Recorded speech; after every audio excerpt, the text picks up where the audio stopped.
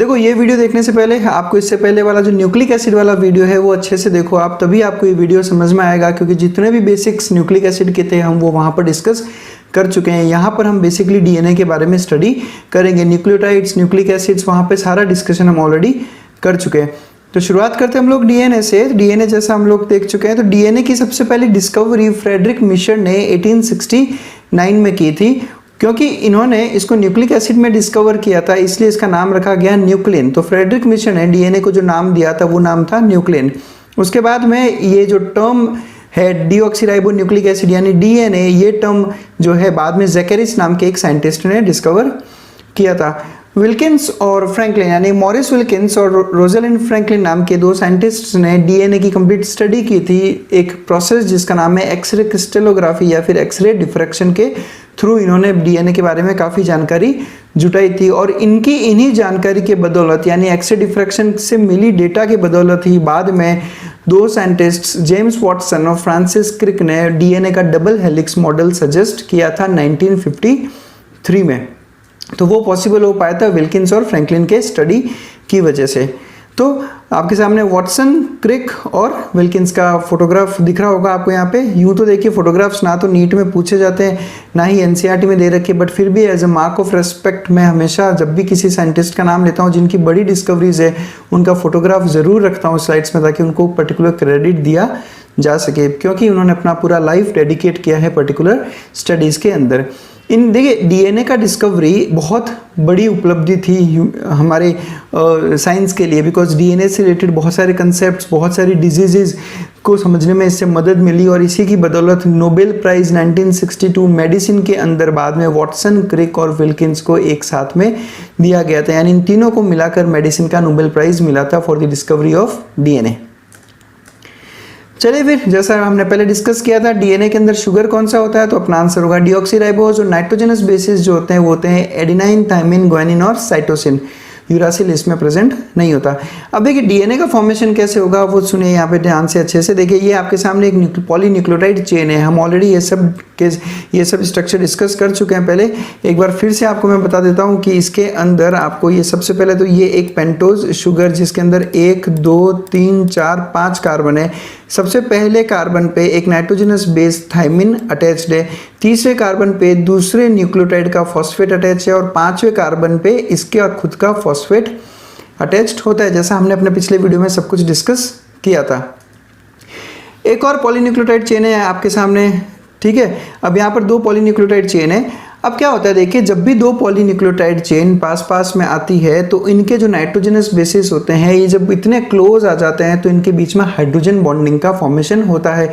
Chemistry में हमने पढ़ा रहेगा हाइड्रोजन बॉन्डिंग OH के बीच में बनने वाला एक बॉन्ड है, जो जब मॉलिक्यूल्स बहुत पास हो तो उनके बीच में बॉन्ड फॉर्मेशन होता है। ये किसी तरह का केमिकल बॉन्ड नहीं, जस्ट एक फिजिकल बॉन्ड रहता है। इस स्ट्रक्चर के अंदर देखिए, जैसा कि हमने पहले भी पिछले वीडियो में स्टडी किया था कि जहाँ पर किसी भी न्यूक्लिक एसिड या किसी भी पॉलीन्यूक्लियोटाइड चेन का वो एंड जहाँ पर तीसरे कार्बन का हाइड्रोक्सिल फ्री हो उसे हम कहते हैं 3' एंड, इस तरफ हाइड्रोक्सिल एंड यहाँ पर है तो ये 3' एंड यहाँ होगा। दूसरी तरफ यहाँ पे फॉस्फेट वाला 5वें कार्बन का फॉस्फेट फ्री है तो ये 5' एंड, और सिमिलरली यहाँ पे भी ये 5' एंड। अब जैसा हमने अभी थोड़ी देर पहले देखा था कि नाइट्रोजनस बेसिस जो है ये आपस में हाइड्रोजन बॉन्ड का फॉर्मेशन करते हैं। एडिनाइन हमेशा थायमिन के साथ बॉन्ड बनाएगा और वो भी 2 हाइड्रोजन बॉन्ड्स का फॉर्मेशन होता है। अब ऐसा क्यों है कि एडिनाइन केवल थायमिन के साथ ही बॉन्ड बना सकता है, एडिनाइन गुआनिन और साइटोसिन के साथ बॉन्ड नहीं बनाएगा कभी भी, वो केवल और केवल एक थायमिन के साथ ही बॉन्ड बनाएगा, वो भी केवल 2 बॉन्ड। तो इसके पीछे का रीज़न क्या है कि एडिनाइन केवल थायमिन के साथ ही बनाएगा और केवल 2 ही हाइड्रोजन बॉन्ड बनाएगा, वो हम थोड़ी देर में यहाँ डिस्कस करेंगे।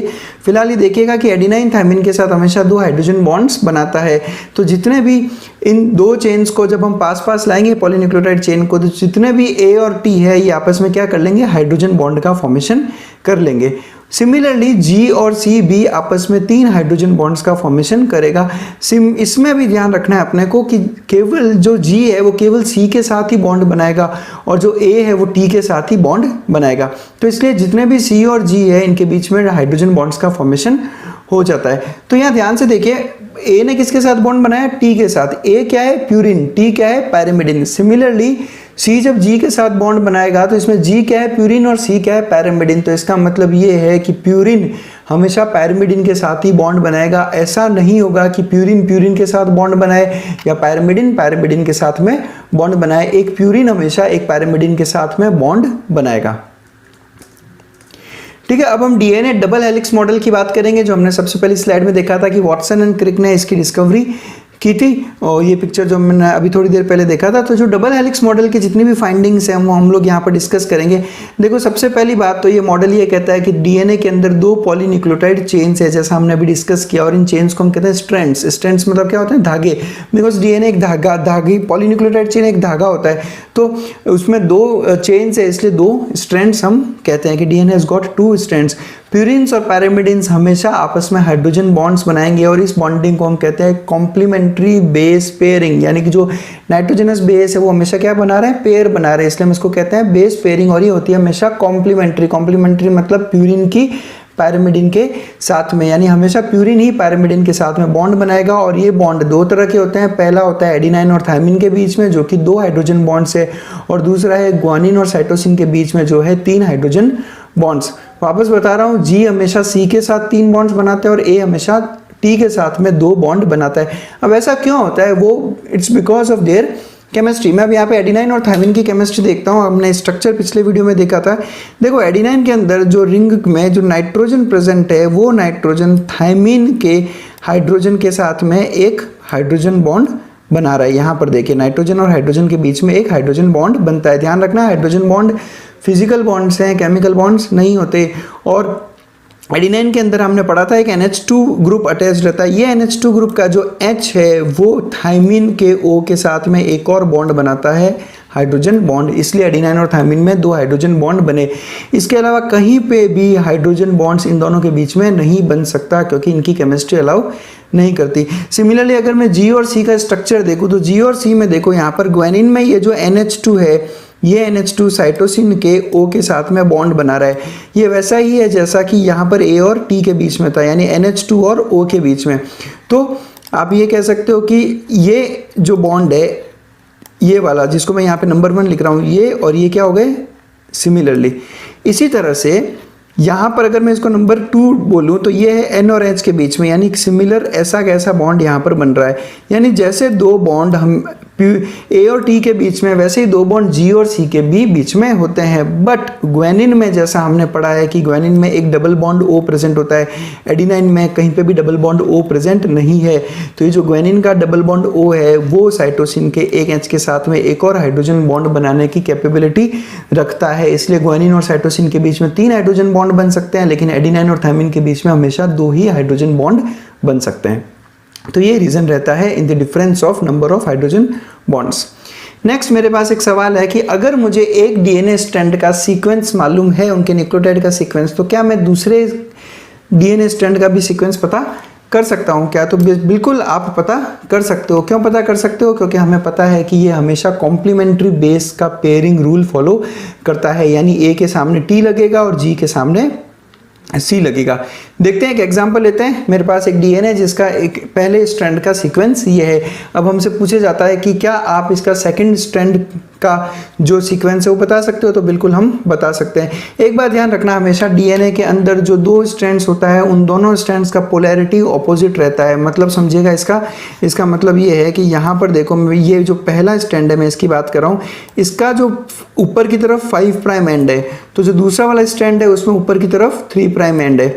पहले वाले में नीचे की तरफ 3 प्राइम एंड है, तो दूसरे वाले में नीचे की तरफ 5 प्राइम एंड है। यानी कि डीएनए के जो 2 स्ट्रैंड्स हैं ये एंटी पैरेलल है, ये एंटी पैरेलल है। 5 के सामने 3 और 3 के सामने 5। तो जब मैं स्ट्रैंड 2 का यहाँ पे सीक्वेंस लिखूंगा तो 5 प्राइम के सामने क्या लिखूंगा मैं? 3 प्राइम। इन चीज़ों का हमें ध्यान रखना है, क्योंकि नीट में इस तरह के क्वेश्चंस आते हैं। आपको पूछा जाएगा कि इस स्ट्रैंड का सीक्वेंस दे रखा है, तो नेक्स्ट स्ट्रैंड का सीक्वेंस क्या होगा? तो 5 प्राइम के सामने क्या लगेगा? 3 प्राइम। ए के सामने टी के सामने वापस ए, जी के सामने सी के सामने जी। सिमिलरली वापस ए के सामने टी में ए, जी सी के सामने जी, ए पे टी पे ए, जी के सी पे वापस जी, और 3 प्राइम के आगे 5 प्राइम। तो एक स्ट्रैंड से हम बाकी दूसरे स्ट्रैंड का भी सीक्वेंस इजीली फाइंड आउट कर सकते हैं। कौन सा रूल फॉलो करना है हमें? Rule complementary base pairing rule. चलिए फिर एक और सवाल है मेरे पास, और ये बहुत बढ़िया सवाल है, बहुत से स्टूडेंट्स का ये डाउट रहता है, तो मैं यहाँ पे डिस्कस करना चाहूँगा आपके सामने कि न्यूक्लिक एसिड की जब मैं बात करूँ यानी डीएनए और आरएनए की, तो उसके अंदर एक होता है नाइट्रोजनस बेस जो बेसिक है मॉलिक्यूल है, और एक होता है फॉस्फेट ग्रुप जो कि एसिडिक मॉलिक्यूल है। यानी डीएनए में एक एसिडिक मॉइटी है और एक बेसिक मॉइटी है, यानी एक एसिडिक आप कह सकते हो कि मॉलिक्यूल है और एक बेसिक मॉलिक्यूल है, एक बेसिक ग्रुप है। फिर न्यूक्लिक एसिड यानी डीएनए और आरएनए एसिड कैसे हुए, जब उसके अंदर एसिड भी है और बेस भी है। तो इसका रीजन सुनिएगा आप ध्यान से। देखिए there are different school of thoughts, ठीक है। कुछ ऑथर्स कोई और रीजन बता रहते हैं और कुछ ऑथर्स कुछ और रीजन बताते हैं, सब रिसर्च पे डिपेंड करता है। तो जो सबसे बढ़िया रीजन जिसपे सबसे ज़्यादा फॉलोअर्स हैं वो ये है कि देखो यहाँ पर जो नाइट्रोजनस बेसिस हैं वो हमेशा अंदर की तरफ प्रेजेंट होंगे। ये आपके सामने एक न्यूक्लिक एसिड का स्ट्रक्चर खुला है डीएनए का। इसमें जो नाइट्रोजनस बेसिस है वो मॉलिक्यूल के अंदर की तरफ है, यानी डीएनए कॉम्प्लेक्स के अंदर की तरफ प्रेजेंट है। तो ये इतना इजीली रिएक्शन नहीं शो कर सकते। जबकि फॉस्फेट ग्रुप में अगर देखूँ तो फॉस्फेट ग्रुप हमेशा मॉलिक्यूल के सरफेस पे प्रेजेंट है, यानी कि डीएनए के जो दोनों एंड्स हैं सरफेस, उसमें इस तरफ भी फॉस्फेट है और इस तरफ भी फॉस्फेट है। तो वो बहुत इजीली अपना H+ रिलीज कर सकते हैं, और जो H+ रिलीज करता है वो हमेशा एसिडिक होता है। तो यहाँ पर इजीली बेसिस रिएक्ट नहीं कर पाएंगे, लेकिन एसिड्स इजीली रिएक्ट करके H+ लूज कर देंगे। इसलिए डीएनए और आरएनए दोनों बेसिकली क्या है, एसिड्स की कैटेगरी में आते हैं। दूसरा रीज़न जो दूसरा थॉट है वो ये है कि जो नाइट्रोजनस बेसिस हैं ये हमेशा हाइड्रोजन बॉन्ड्स बनाकर इन्वॉल्व रहते हैं दूसरे नाइट्रोजनस बेसिस के साथ में, तो वो इतना इजीली रिएक्ट नहीं करेंगे। इसलिए फॉस्फोरस बहुत इजीली रिएक्ट कर लेता है, इसलिए एसिडिक ग्रुप रहता है आपका न्यूक्लिक एसिड्स। तो ये दो रीजंस जनरली बताए जाते हैं इस पे।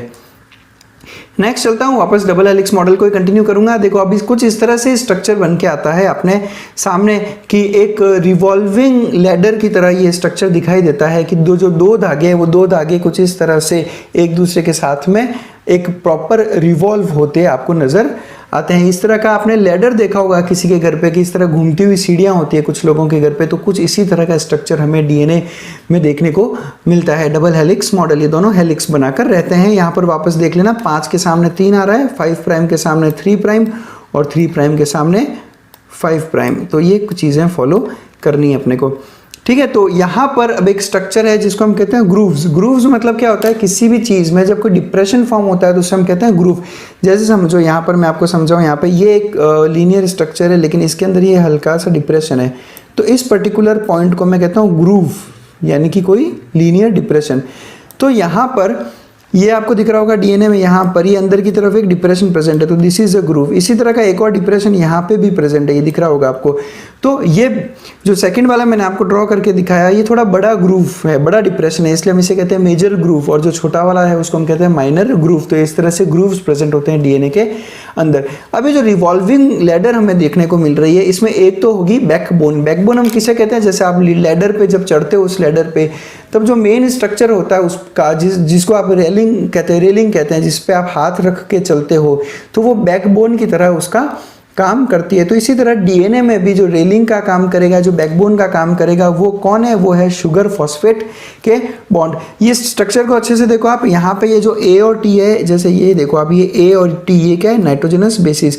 ये ए किसके साथ में अटैच होगा, किसी ना किसी शुगर के साथ में, तो ये हो गया शुगर। शुगर किसके साथ अटैच होगा, फॉस्फेट के साथ। फॉस्फेट वापस अटैच होगा शुगर के साथ। तो sugar phosphate sugar phosphate sugar phosphate sugar phosphate का कंप्लीट बैकबोन चलता रहता है। दोनों स्ट्रैंड्स में कुछ इस तरह से शुगर फॉस्फेट का पूरा बैकबोन चलता रहता है। तो जो बैकबोन बनता है डीएनए का वो बनता है शुगर फॉस्फेट के बॉन्ड से। ये नीट का क्वेश्चन एग्जाम में आ रखा है, तो आपको ध्यान रखना होगा। उसके बाद में उन सीढ़ियों पे आते हैं स्टेप्स, जिन पे पांव रख के हम चलते हैं। तो यहाँ पर स्टेप्स का काम कौन करेगा, यहाँ पर स्टेप्स का काम करेंगे ये हाइड्रोजन बॉन्ड्स जो प्रेजेंट है किसके बीच में, दो बेसिस के बीच में, यानी बेस पेयर्स काम करेंगे हाइड्रोजन बॉन्ड की तरह। यानी कि कुछ ये जो बॉन्ड दिख रहे हैं आपको, ये सारे के सारे स्टेप्स की तरह काम करते हैं। हर स्टेप पे जो स्ट्रैंड है वो 36 डिग्री टर्न करता है। देखो यहाँ पर डीएनए का स्ट्रक्चर कुछ ऐसा है, ये कुछ इस तरह का हेलिक्स बना रहा है, तो मतलब टर्न हो रहा है वो हर पॉइंट पे। तो हर एक स्टेप के बाद में वो 36 डिग्री का टर्न लेता है डीएनए।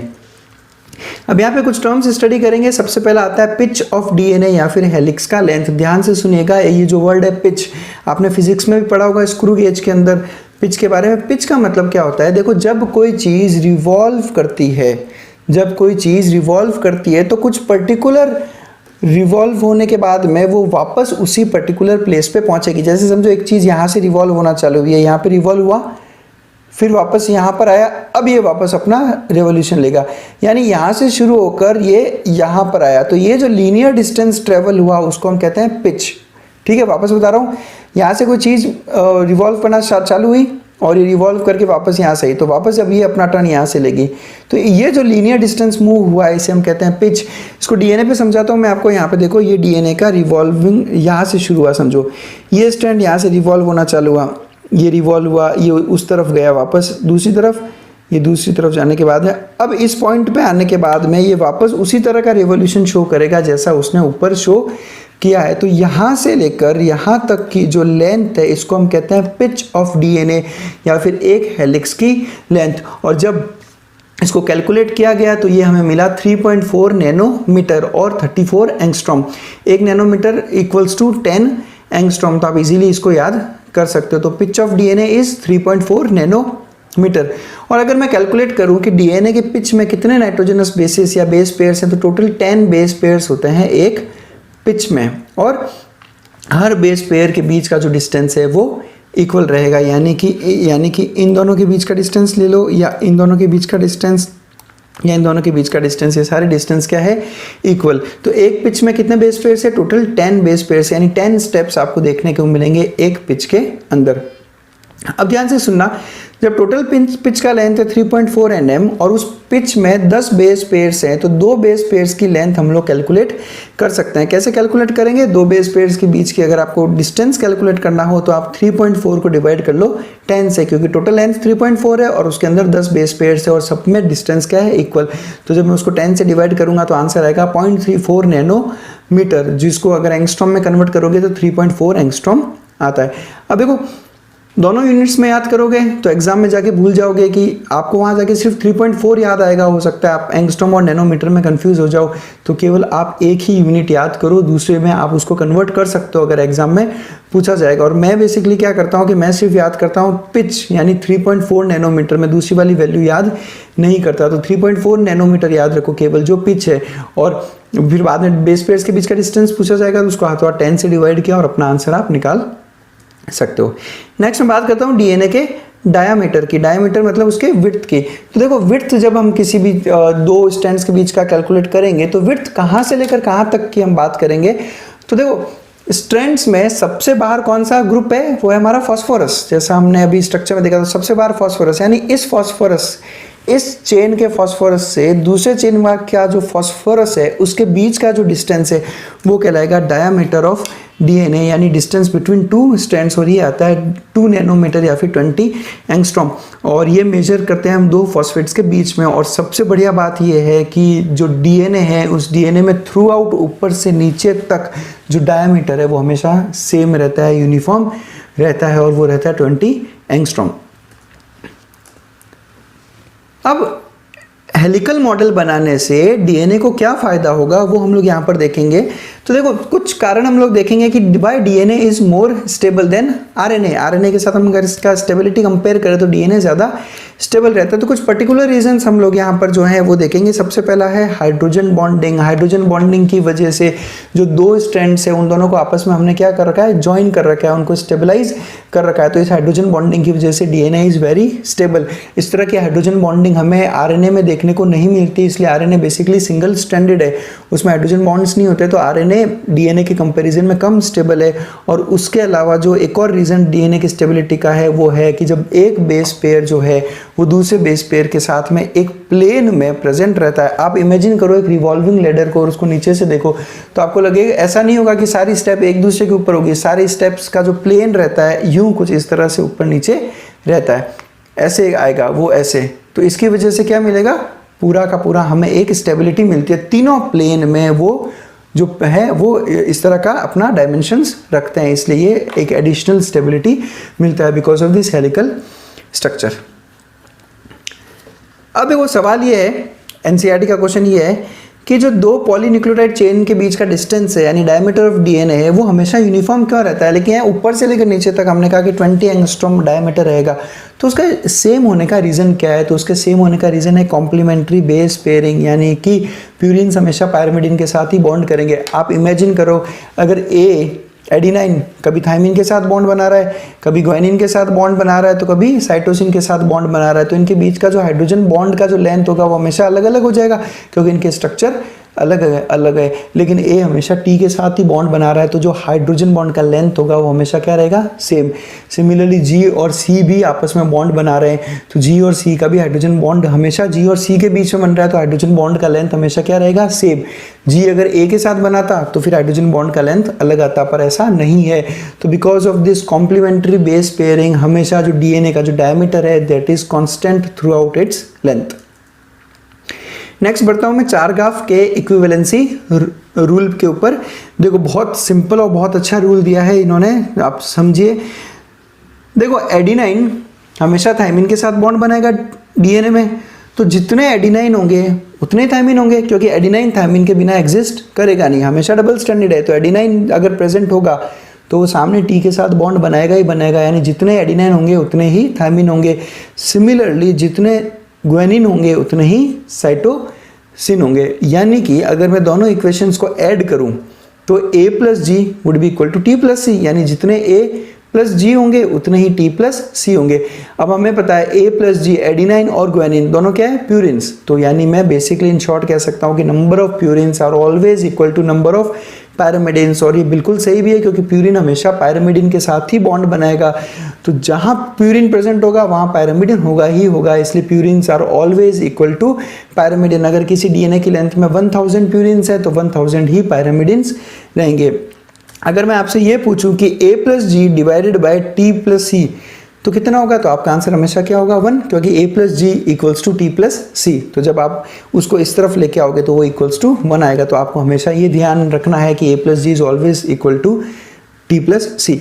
अब यहाँ पे देखिए हमने क्यों बोला कि purines are equals to pyrimidines, क्योंकि ये डबल स्टैंडर्ड मॉलिक्यूल है। प्यूरिन पैरामिडिन के साथ बॉन्ड बना रहा है तो जितने प्यूरिन उतना ही पैरामिडिन।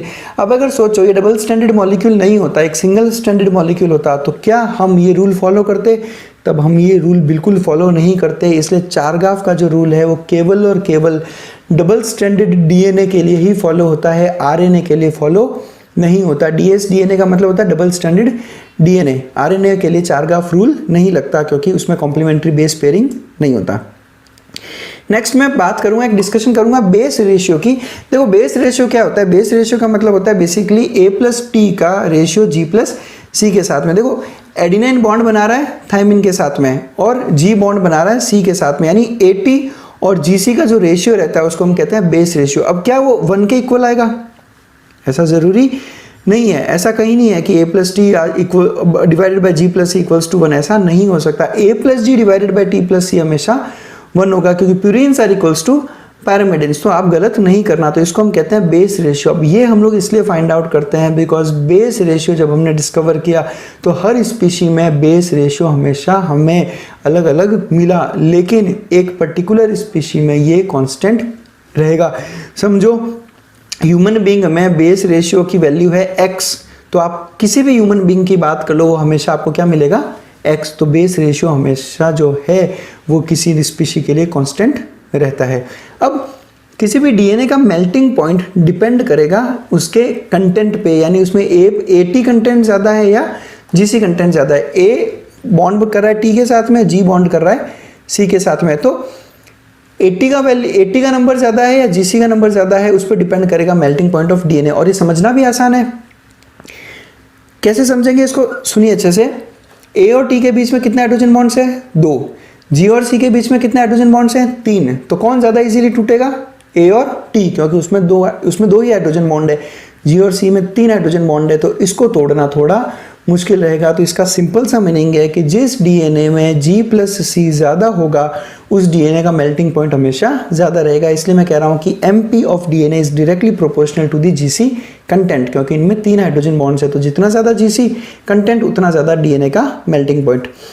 इसी बेस रेशियो के बेस पे हम लोगों ने दो तरह के डीएनए डिस्क्राइब किए हैं। एक होता है 80 टाइप ऑफ डीएनए और एक होता है जीसी टाइप ऑफ डीएनए। अब इसका नाम ही बता रहा है कि 80 टाइप डीएनए वो डीएनए है जिसमें 80 का जो रेशियो है वो जीसी से हमेशा ज़्यादा है, जबकि जीसी टाइप डीएनए में जीसी कंटेंट जो है हमेशा 80 कंटेंट से ज़्यादा मिलेगा। अब अगर इसमें बेस रेशियो की मैं बात करूँ तो 80 टाइप में base ratio is greater than 1। Simple सी बात है, क्योंकि 80 ज़्यादा है, न्यूमरेटर ज़्यादा है डिनोमिनेटर से, तो ग्रेटर 1 है। और जीसी की अगर मैं बात करूँ तो जीसी ज़्यादा यानी डिनोमिनेटर न्यूमरेटर से ज़्यादा है, तो हमेशा लेस देन 1 आएगा। 80 टाइप ऑफ डीएनए आपको हमेशा यूकैरियोट्स में देखने को मिलेगा और जीसी टाइप डीएनए आपको देखने को मिलेगा प्रोकैरियोटिक डीएनए के अंदर। तो प्रोकैरियोट्स में जीसी टाइप डीएनए रहता है क्योंकि उसका जीसी कंटेंट ज़्यादा है, और यूकैरियोटिक डीएनए में यूकैरियोट्स के अंदर 80 टाइप डीएनए प्रेजेंट रहता है। अब अगर आपसे सवाल पूछा जाए कि 80 टाइप डीएनए और जीसी टाइप डीएनए में से मेल्टिंग पॉइंट ज़्यादा किसका है, तो आप आंसर दोगे कि मेल्टिंग पॉइंट ज़्यादा होगा जीसी टाइप डीएनए में। क्यों? क्योंकि इसमें जीसी कंटेंट ज़्यादा है, जैसा हमने थोड़ी देर पहले डिस्कस किया था। तो चारगाफ रूल के बेसिस पे अब एग्जाम में बहुत सारे न्यूमेरिकल्स पूछे जाते हैं, तो वो कैसे सॉल्व करना है वो देखेंगे हम लोग। सवाल कह रहा है कि एक डबल स्टैंडर्ड डीएनए का मॉलिक्यूल है जिसमें ग्वानिन है 35%, तो आपसे पूछा गया है कि एडिनाइन कितना होगा, यानी आपको कुल मिलाकर केवल एक नाइट्रोजनस बेस का जो है कॉम्पोजिशन दे देंगे कि वो कितना परसेंट है, फिर आपको तीनों में से किसी एक का भी पूछ सकते हैं। देखो अगर ग्वानिन 35% है तो सबसे पहला सवाल है साइटोसिन कितना होगा, तो जितना ग्वानिन होता है उतना क्या होता है, साइटोसिन। चारगाफ का रूल है, जितना ग्वानिन उतना ही साइटोसिन। तो क्वेश्चन कह रहा है कि ग्वानिन 35% है तो साइटोसिन कितना होगा, साइटोसिन भी होगा 35%। 35% ग्वानिन 35% साइटोसिन कितना हो गया, 70%। बचा क्या, 30%। यानी कि आपका जो A और T है दोनों मिलाकर कितना है, 30%। अब A हमेशा T के इक्वल रहेगा, यानी जितना A होगा और उतना T होगा, और उन दोनों को मिलाकर अगर 30% है तो A की वैल्यू क्या हो गई, 15%। सिमिलर अच्छी सिंपल सी बात है, 30 को 2 से डिवाइड कर दो, मतलब कि अगर 30% को मुझे इन दोनों में इक्वली बांटना हो तो 15% इसका और 15% इसका, यानी कि A का जो वैल्यू आएगा वो आएगा थायमिन के बराबर और वो आएगा 15%। तो केवल एक नाइट्रोजनस बेस की अगर वैल्यू आप कैलकुलेट कर लो तो बाकी 3 का भी आप इजीली फाइंड आउट कर सकते हो। अब हम चलते हैं टाइप्स ऑफ डीएनए पे। तो डीएनए, केवल डीएनए ही नहीं, कोई भी हेलिकल स्ट्रक्चर, कोई भी स्ट्रक्चर जब हेलिक्स फॉर्मेशन करता है तो ये हेलिक्स दो तरह से ट्विस्ट हम कर सकते हैं। ये स्ट्रक्चर देखो आप, इसमें हम बता रहे हैं कि हेलिक्स आर ऑफ 2 टाइप्स, एक है लेफ्ट हैंडेड हेलिक्स और एक होता है राइट हैंडेड हेलिक्स। तो बिकॉज डीएनए भी एक हेलिकल स्ट्रक्चर है तो हम कह सकते हैं कि डीएनए भी 2 टाइप की हो जाएगी, एक होगी राइट हैंडेड डीएनए और एक होगा लेफ्ट हैंडेड डीएनए। अब राइट हैंडेड डीएनए वो होगा जो राइट हैंडेड हेलिक्स का फॉर्मेशन करता है। राइट हैंडेड हेलिक्स का मैं आपको मतलब समझाता हूँ। देखो, एक होता है क्लॉकवाइज ट्विस्टिंग। मेरी तरफ देखना, आप डीएनए को सामने से देख रहे हो, तो अगर डीएनए का जो ट्विस्टिंग है, अगर इस तरह से ट्विस्ट कर रहा हो डीएनए क्लॉकवाइज, तो आप उसको कहोगे राइट हैंडेड डीएनए। ठीक है, राइट हैंड की तरफ मूव कर रहा है वो, इसलिए राइट हैंडेड डीएनए। या फिर आप ऐसा समझ लो कि क्लॉकवाइज है। यही अगर डीएनए एंटी क्लॉकवाइज हेलिक्स बना रहा है तो वो कहलाता है लेफ्ट हैंडेड डीएनए। तो उनके हेलिक्स की ट्विस्टिंग के बेस पे हम उनको क्लासिफाई करते हैं। राइट हैंडेड डीएनए के एग्जांपल्स ले लेते हैं, तो ए डीएनए, बी डीएनए, सी डीएनए और डी डीएनए। और लेफ्ट हैंडेड डीएनए में आता है एंटी क्लॉकवाइज ट्विस्टिंग होगा, और एग्जांपल होता है सबसे बेसिक जेड डीएनए। अब ये जो हमने इनके अंदर भी जो एग्जांपल्स लिए ए बी सी डी और जेड, इनके अंदर अगर हमसे पूछा जाए कि इनमें क्या डिफरेंस होता है, तो इनके अंदर जो डिफरेंस है वो डिफरेंस है इनके पिच का, यानी कि उनका जो हेलिक्स का लेंथ है उसका डिफरेंस है, डायमीटर का डिफरेंस है, number of basis in one helical length, तो इसमें डिफरेंसेस है। हालांकि इनमें जो एग्जैक्ट वैल्यूज़ है वो हमसे नीट में एक्सपेक्टेड नहीं है, इसलिए हम इतना डिटेल में नहीं जा रहे। ये सिर्फ आपको बताने के लिए है कि इनमें डिफरेंसेस इन पर्टिकुलर चीज़ों का है, इसलिए इन्हीं डिफरेंसेस के बेस पे हमने इनको अलग अलग क्लासीफाई किया है। अब हमने बी डीएनए को इसलिए हाईलाइट किया क्योंकि जो मॉडल्स वॉटसन और क्रिक ने दिया था वो मॉडल बेसिकली बी डीएनए का था। तो ये चीज़ आपको ध्यान रखनी है कि वॉटसन एंड क्रिक का जो मॉडल है वो बी डीएनए का मॉडल है, यानी बी डीएनए का अगर आपसे पूछा जाए डायमीटर तो 20 एंगस्ट्रॉम। आई होप आपको चीज़ें क्लियर है यहाँ पे। नेक्स्ट एक कंसेप्ट पढ़ता हूँ मैं, डीएनए डीनेचुरेशन। यहाँ पे सुनिएगा, डीनेचुरेशन क्या होता है। अगर मैं कुछ पर्टिकुलर एजेंट के थ्रू, जैसे हाई टेम्परेचर या केमिकल्स के थ्रू, दो स्ट्रैंड्स के बीच का हाइड्रोजन बॉन्ड्स तोड़ दूं तो वो दोनों बैंड्स के जो दोनों स्ट्रैंड्स है वो हो जाएंगे सेपरेट। तो इन्हीं सेपरेशन ऑफ स्ट्रैंड्स को हम कहते हैं डीएनए का डीनेचुरेशन। ये देखिए आप यहाँ पर, ये आपके सामने एक नॉर्मल डीएनए दिखाई दे रहा है। इस नॉर्मल डीएनए को जब मैंने हाई टेम्परेचर पे हीट अप किया तो ये दोनों स्ट्रैंड्स के बीच में जितने भी हाइड्रोजन बॉन्ड्स थे सारे टूट गए, जिसकी वजह से स्ट्रैंड्स क्या हो गए, separate. This is called as denaturation of DNA. लेकिन ध्यान से सुनिएगा, अगर मैं इसको वापस नॉर्मल टेम्परेचर पे लाऊं तो ये नॉर्मल टेम्परेचर पे आने के बाद में हाइड्रोजन बॉन्ड्स वापस से बन जाएंगे और अब इस प्रोसेस को हम कहेंगे रीनेचुरेशन ऑफ डीएनए। तो पहले हुआ इनका सेपरेट होना, डीएनए डीनेचुरेशन कहलाता है, और इनका वापस से जुड़ जाना डीएनए का रीनेचुरेशन कहलाता है। आई होप आपको वर्ड समझ में आ रहे होंगे। री मतलब वापस से, डी का मतलब होता है उसका अपनी नॉर्मल स्टेज से अलग कर देना। तो डीनेचुरेशन अलग हो जाना और रीनेचुरेशन वापस से जुड़ जाना। तो डीएनए डीनेचुरेशन क्या हो गया कि जब आप डीनेचर्ड डीएनए को वापस नॉर्मल टेम्परेचर पे लाओगे तो स्ट्रैंड्स वापस से कॉइल अप हो जाते हैं, रिकॉइलिंग शो करते हैं, उसको आप कहते हो डीएनए का रीनेचुरेशन। अब यहाँ पर डिफरेंसेस देखना, similar kind of word protein के लिए भी यूज होता है। प्रोटीन का डीनेचुरेशन हमें पता है, प्रोटीन का एक पर्टिकुलर कॉन्फ़िगरेशन होता है। जैसे यहाँ पे डीएनए का कॉन्फ़िगरेशन है, वैसा ही प्रोटीन का भी कॉन्फ़िगरेशन है। प्रोटीन्स को भी अगर आप हाई टेम्परेचर पे लेके जाओ या कुछ particular chemicals, acidic alkaline chemicals की हेल्प से प्रोटीन जो है वो भी डीनेचर हो जाते हैं। हाई टेम्परेचर पे आने के बाद में प्रोटीन अपना कॉन्फ़िगरेशन लूज कर देता है, जिसकी वजह से वो डीनेचर हो गया, और डीनेचर होने के बाद में वो अपनी प्रॉपर्टीज एग्जिबिट नहीं करता। सिमिलरली डीएनए भी डीनेचर होता है, बट द डिफरेंस इज कि अगर आप नॉर्मल टेम्परेचर पे लौटोगे तो डीएनए रीनेचुरेशन शो करेगा, बट प्रोटीन्स रीनेचुरेशन शो नहीं करता। इसलिए हम कहते हैं कि एंजाइम्स जो है हाई टेम्परेचर, एंजाइम्स प्रोटीन्स होते हैं, तो हाई टेम्परेचर पे जाने के बाद में एंजाइम्स काम नहीं करते, क्योंकि प्रोटीन जो है उसका वो डीनेचर हो जाएगा, और नॉर्मल टेम्परेचर में आने के बाद भी वो रीनेचुरेशन शो नहीं करेगा। तो ये डिफरेंस होगा डीएनए और प्रोटीन्स के डीनेचुरेशन में। नेक्स्ट कुछ एनसीईआरटी फिगर्स देख लेते हैं हम लोग, क्योंकि आप बेसिकली क्वेश्चंस जो एग्जाम में डायग्राम्स आएंगे वो एनसीईआरटी आती है। तो एनसीईआरटी फिगर देखो, मुझे नहीं लगता आपको इसमें किसी तरह का कोई डाउट होगा। यहाँ पर देखो इन्होंने बोला कि 5 प्राइम पे फॉस्फेट फ्री है, 3 प्राइम पे हाइड्रोक्सिल ग्रुप फ्री है। हम सब कुछ डिस्कस कर चुके हैं हमारे पिछले वीडियो में। यहाँ पे इन्होंने शो किया कि ए और टी के बीच में 2 हाइड्रोजन बॉन्ड है, सी और जी के बीच में 3 हाइड्रोजन बॉन्ड है, 5 प्राइम पे फॉस्फेट फ्री है, 3 प्राइम पे OH फ्री है। एक और फिगर है एनसीईआरटी में, डबल हेलिकल मॉडल शो कर रखा है, बेस पेयर्स शो कर रखे हैं, एडेनाइन को थायमिन के साथ बॉन्ड किया, ग्वानिन को साइटोसिन के साथ में बॉन्ड किया। अब आप अच्छे से बैठो और एनसीईआरटी रीड आउट करो। एनसीईआरटी का एक एक टर्म, एक एक लाइन, एक एक वर्ड अच्छे से पढ़ो, समझो उसको। किसी तरह का कोई डाउट हो तो कमेंट सेक्शन में आकर पूछो हमसे, और इसी तरह से हार्ड वर्क करते रहो। Thanks a lot for watching us.